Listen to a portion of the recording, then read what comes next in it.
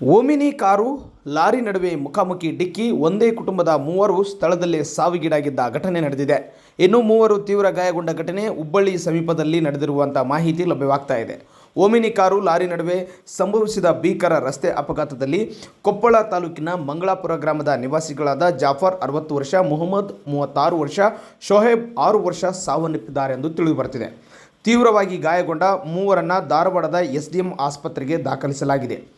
ಪಾರ್ಶ್ವವಾಯು ಔಷಧಿ ತರಲೆಂದು ಜಾಫರ್ ಕುಟುಂಬದ ಉತ್ತರ ಕನ್ನಡ ಜಿಲ್ಲೆಯ ಕಾರವಾರ ತಾಲೂಕಿನ ಹಲಗ ಗ್ರಾಮದಲ್ಲಿರುವ ಸೇಂಟ್ ಮೇರಿ ಆಸ್ಪತ್ರೆಗೆ ಹೋಗಿದ್ದರು.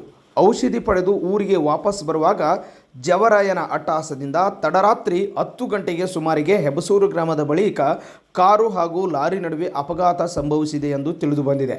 ಅಪಘಾತ ಸಂಭವಿಸಿದ ರಭಸಕ್ಕೆ ಮೂವರು ಸ್ಥಳದಲ್ಲೇ ಮೃತಪಟ್ಟಿದ್ದು, ಮೂವರ ಸ್ಥಿತಿ ಗಂಭೀರವಾಗಿದೆ.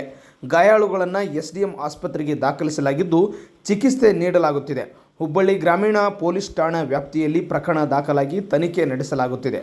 ಒಟ್ಟಿನಲ್ಲಿ ಪಾರ್ಶ್ವವಾಯುಗೆ ಔಷಧಿಗೆ ತರಲೆಂದು ಹೋಗಿರುವ ಜಾಫರ್ ಸಾಬ್ ಕುಟುಂಬದ ಮೂವರು ಜವರಾಯನ ಅಟ್ಟಹಾಸದಿಂದ ತಮ್ಮ ಪ್ರಾಣವನ್ನೇ ಕಳೆದುಕೊಂಡಿದ್ದಾರೆ.